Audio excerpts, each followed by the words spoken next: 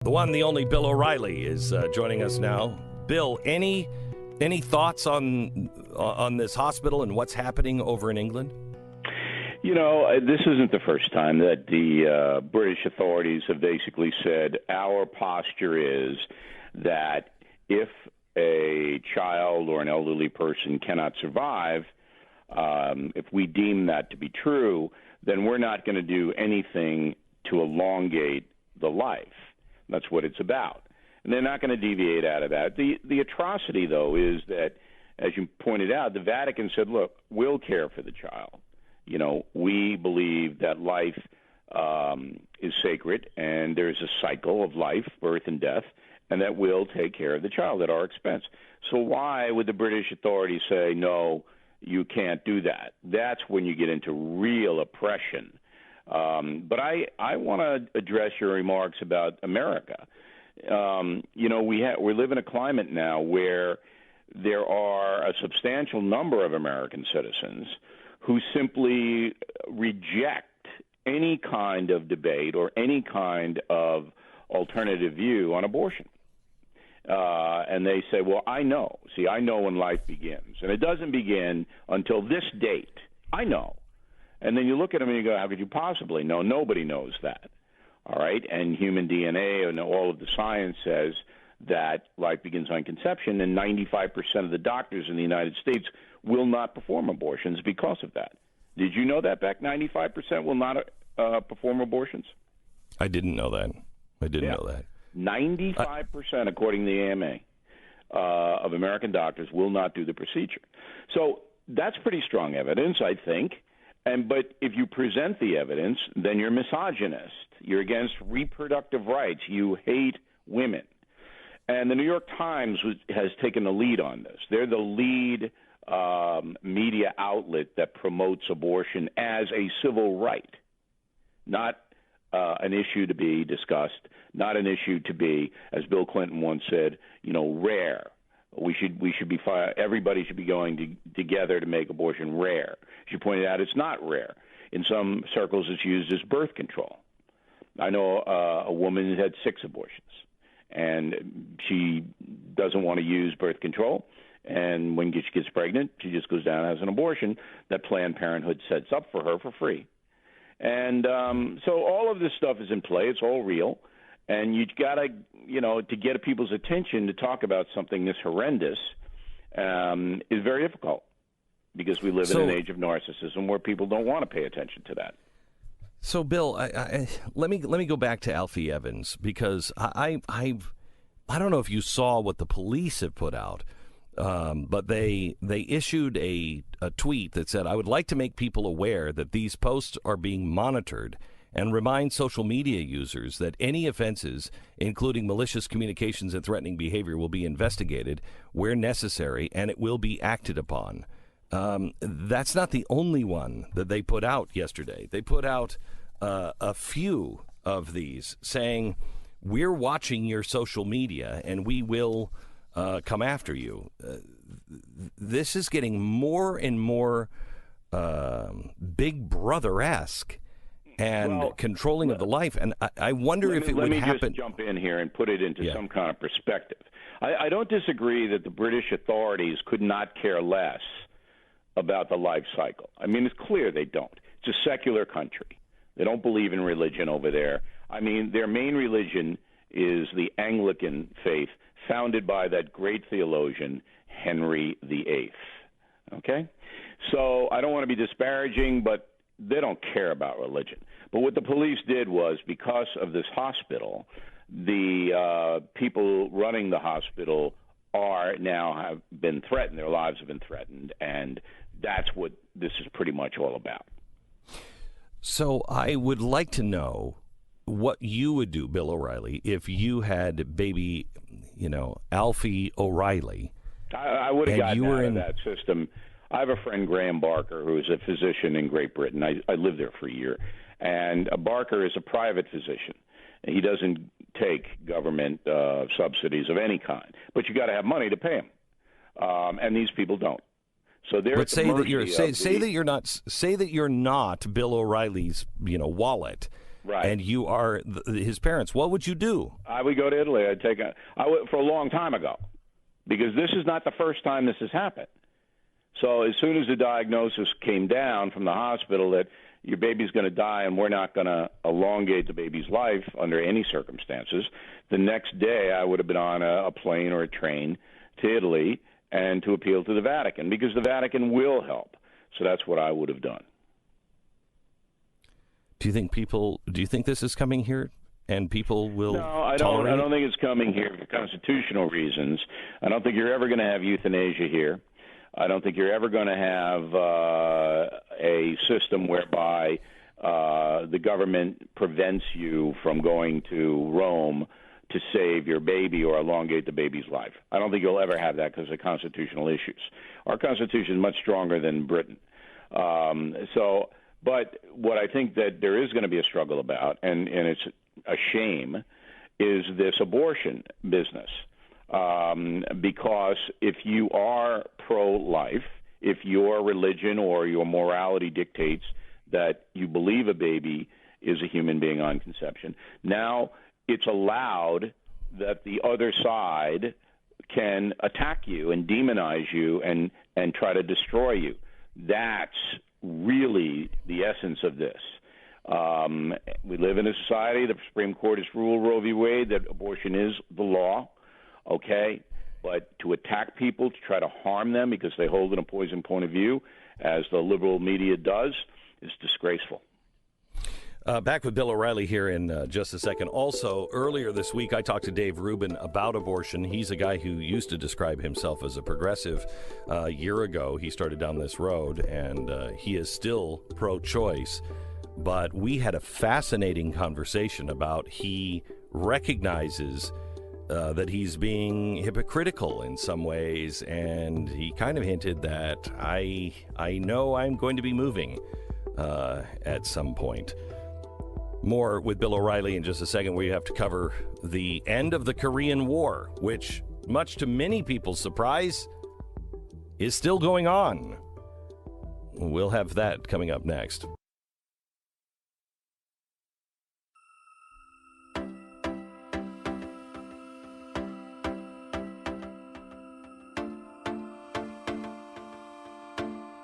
Glenn Beck. We have so much to talk to Bill O'Reilly about before the end of the hour. The end of the Korean War, Bill Cosby, the migrant caravan that's on our border now, Joy Reid, Ronnie Jackson, Tom Brokaw, just a lot to cover. Bill, let's start with the end of the Korean War last night. Yeah, the reason this happened, I just posted this on BillO'Reilly.com. Message of the day, Beck, which I know you eagerly read each morning to imbue yourself with wisdom. And you can explain to Stu what that means.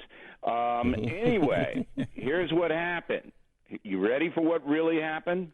Yes. So the Chinese told the little rocket man, hey, you're bad for business, bud, and you're going to knock it off. And if you don't knock it off, we're stopping the oil flow into your little kingdom there, and everything will collapse, and you will be killed, all right? So that's what the Chinese said to the little rocket guy, all right? So he pulled up his short pants, and he said, I better do something here, and it's not going my way. Nobody's on my side, so I'll get back in the spotlight by seeming to be reasonable. First, I'll agree to meet with President Trump, which is like a big win for me because I'm no one, but he's the most famous person in the world now. And secondly, I'll run across the militarized border and embrace my counterpart in South Korea and say the Korean War is dead. All of this is happening to fulfill the narcissism of Little Rocket Guy. But that's okay, because it's a benefit to the world if it all plays out. And I think it will, because China has had enough. They don't want the world economy roiled because of this little nut. And that's what's happening. So what does it mean that the end of the Korean War? What does that mean? The Korean War was never really there was never a treaty. It was a stalemate, as you'll remember. Killing the rising sun. I mean, after World War II, the communist North and the capitalist South faced off, and then they fought. And America came into the war on the side of South Korea. China came in on North Korea, but nobody won. So they just stopped fighting, no treaty. So now it looks like Little Rocket Guy is going to ask for a formal end to the war, which is 65 years old now. And so will that again, mean will be a that good thing? Is this like an end to the wall, or do you think that remains? It could be. It could be the Berlin situation.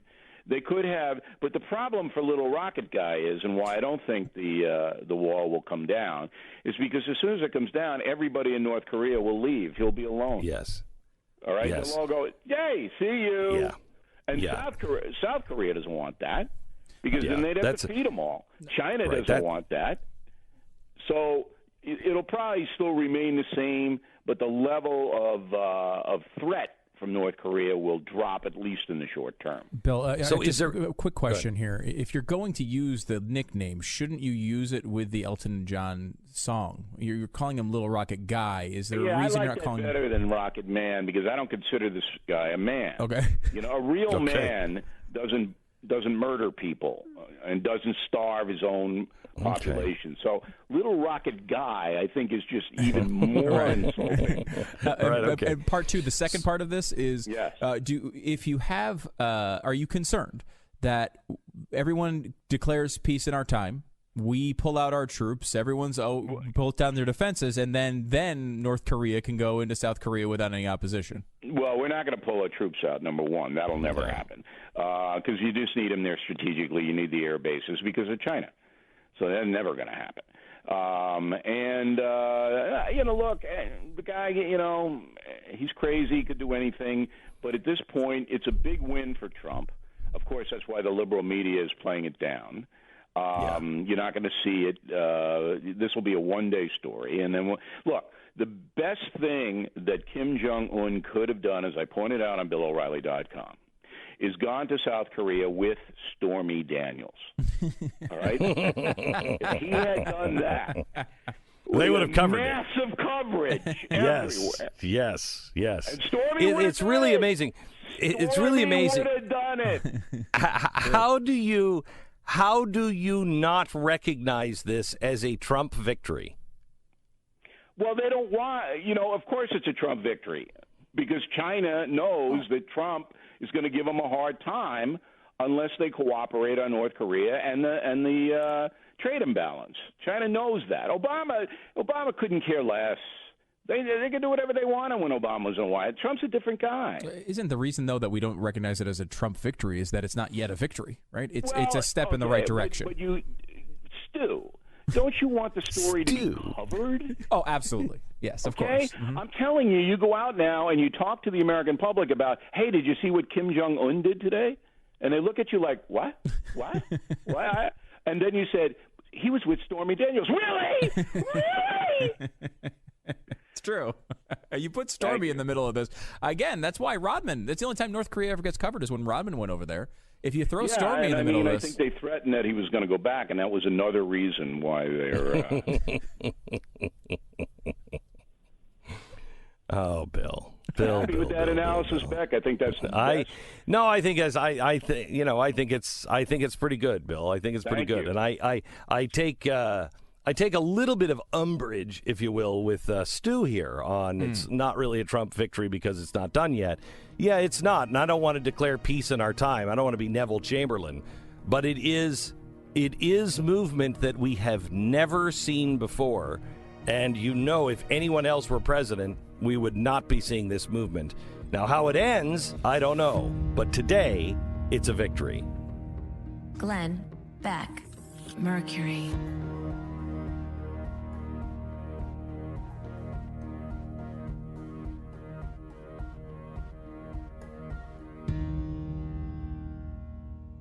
Life is all about making the right decision in big moments. When you have that huge thing going on in your life, and you can go one of two paths, it's important to choose the right path because it doesn't matter how many small choices you make that are right in those other moments. If you make the wrong choice at a big moment, it's going to burn you for a long time.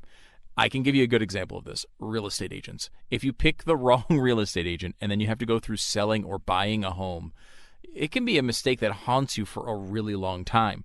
That's one of the reasons Glenn and his wife Tanya started realestateagentsitrust.com. They were trying to sell their house. They were frustrated with it, and they thought there's just got to be a better way to get this done. What they have come up with is a system to screen real estate agents for people who share your values, listen to the show, and have great marketing plans and know how to do this better than anyone. They have 1,200 agents all across America. You just put your location in there, and you get the best agent in your area. It's realestateagentsitrust.com. Realestateagentsitrust.com.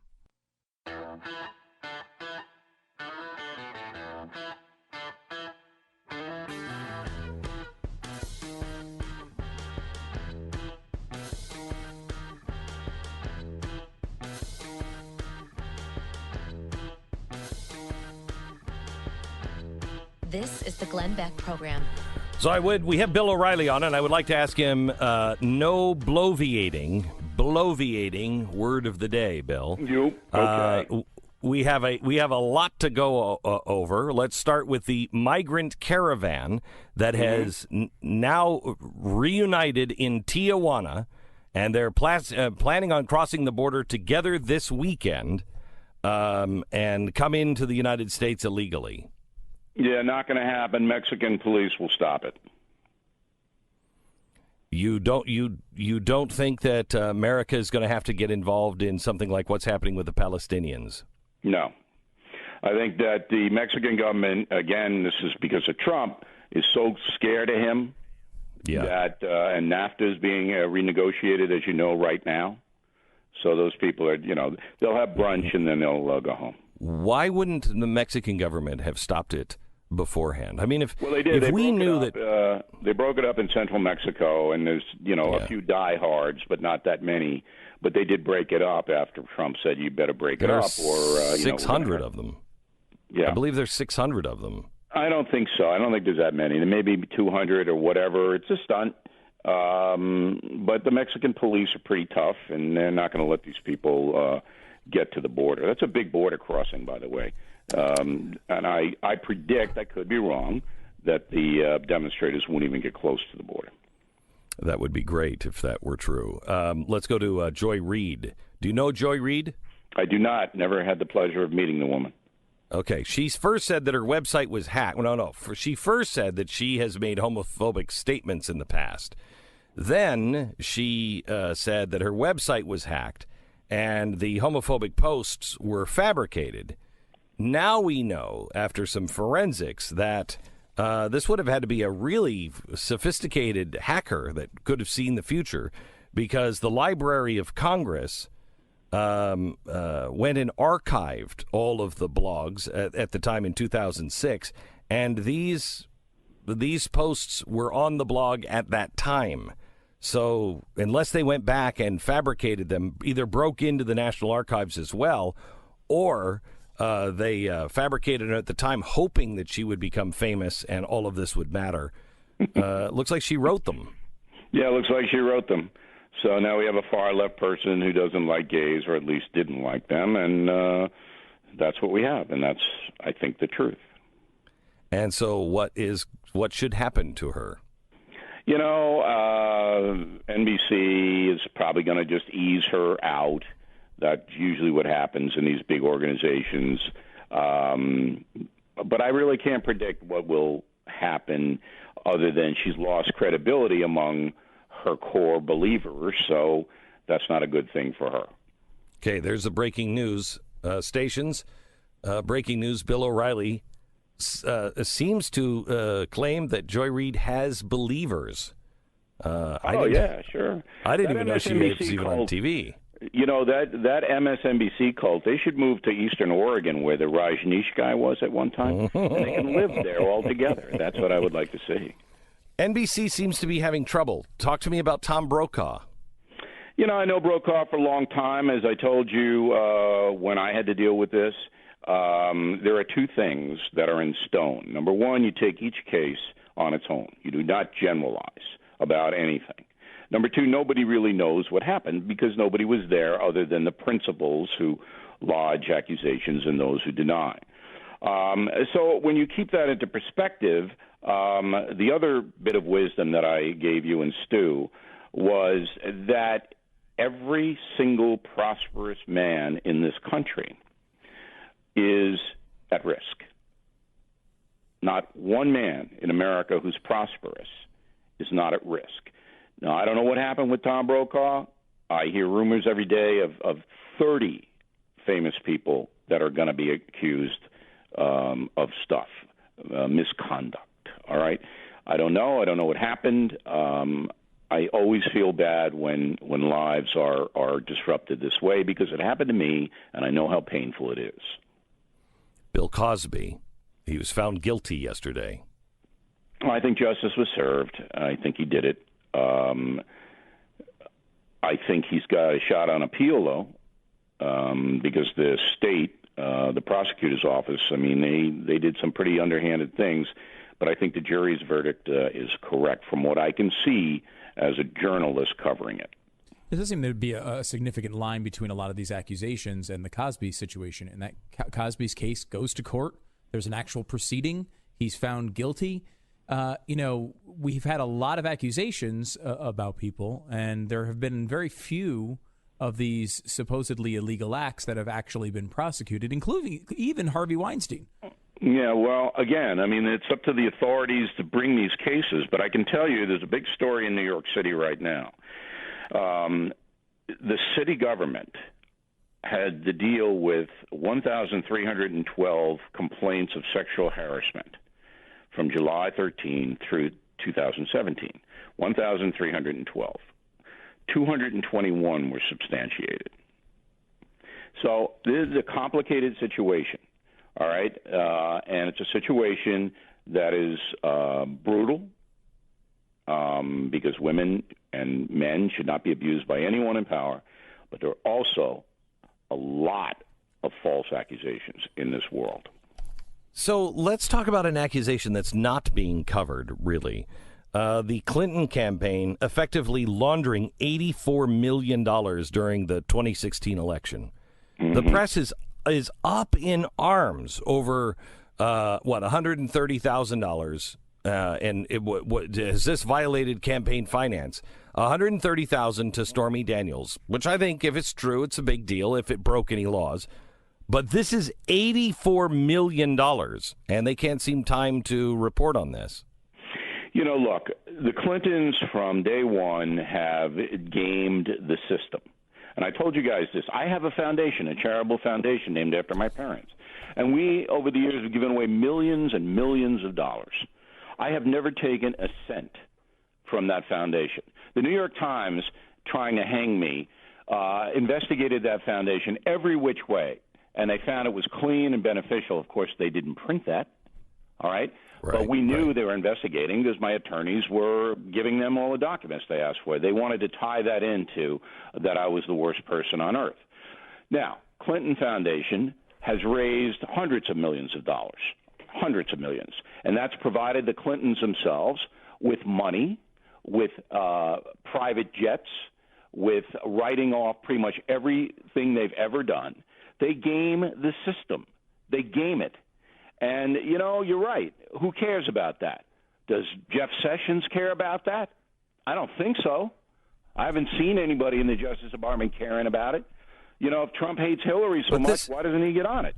I don't know. But this isn't even the Clinton Foundation, which I agree with you. Boy, there is so much smoke there that something's got to be on fire. But this, to give the folks, to give your listeners, that these people game the system. Whitewater, and it's they game it. All right, they look at it and they say, how can we use the system to enrich ourselves? So it should be looked at. But who's going to do it? Is Jeff Sessions going to do it? I don't think so, but maybe I'm wrong. Let's talk about Ronnie Jackson. Ronnie Jackson was nominated to be the head of the VA. He was the president's doctor, not the crazy doctor, the doctor that looked over the president and the last president.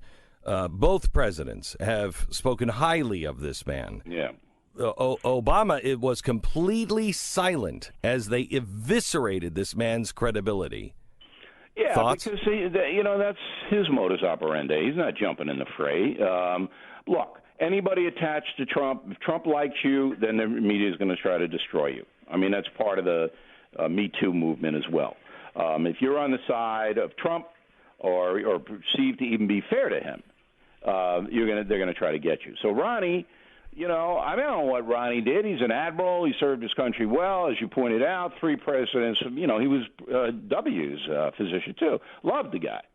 But apparently he had a few too many one night, and that was it. Bang, they got him, and he's gone. And that's it for Ronnie. Kanye West, any thoughts? I was in an elevator with him one time, Beck. Do you know that? No, I did not know that. Madison Square Garden. It was me, Kanye, and 2 of Kanye's 7-foot bodyguards. I could barely get in. Kanye had short pants on, and he's about 5'7". But these guys were really big. And we didn't really had a lot to talk about. I don't know if you've been following.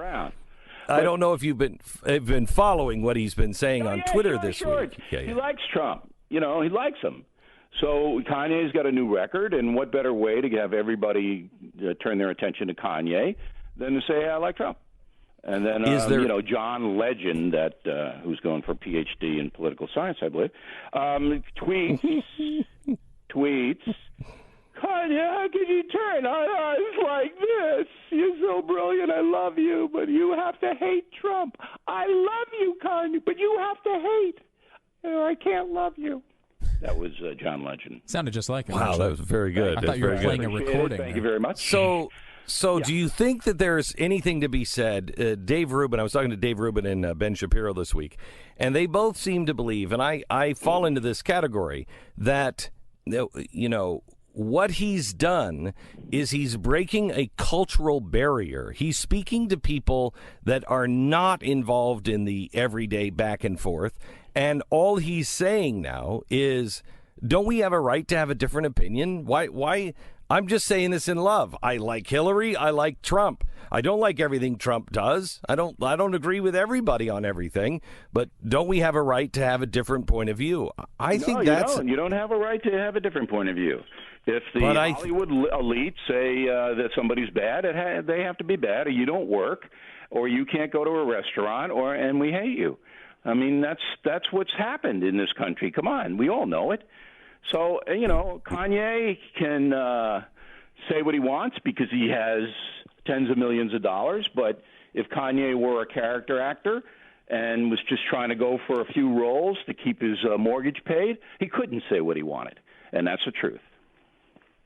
Bill O'Reilly, the No Spin Zone continues. I got to give one plug before you dismiss me and go on to whatever else you do on this. Well, I'm going to dismiss you like a... Yes, right, we announced the new Killing book this week. It's Killing the SS, The Hunt for the Worst War Criminals in History. Killing the SS, The Hunt for the Worst War Criminals in History. You can pre-order it. I've already pre-ordered you and Stu copies. I've already done that because I know you want to read. I don't have a single copy from you signed. Okay. I have quite an autograph collection. I'm stamping it. I'm doing everything. No, you won't. What we found out about after World War II and these SS, I don't even know what the word is. They're so evil. Monsters. And how they escaped and who helped them and then how they ultimately got tracked down is amazing. So anyway, we want everybody to go to BillO'Reilly.com. Check that out. There's a little commentary by me. I always post, if you just came in late for the Beck Stu O'Reilly confab, I always post, and you do too on the Blaze, our conversation so people can hear the whole thing. Yeah, no, Bill. Back, I can go now. No, I'm not done. I mean, was Hitler in Venezuela? Did he? No, but very big guys close to him got away. And I'm not going to give it all away, but one of them, Martin Bormann, it's unbelievable what happened. And the final chapter of this book, I'm never talking about because it's so stunning that I don't want anybody to know until they read the book. But the final chapter... So you're like M. Night. This is like an M. Night book. M. Night Shyamalan? I'm telling you, Beck, you know me. I always lay it on the line. I know. Okay, thanks so much, Bill. BillO'Reilly.com. And every Friday, Bill O'Reilly appears here, and we just kind of run down the news of the week and get his opinion. but you can get it every day at BillO'Reilly.com. We will make America great again.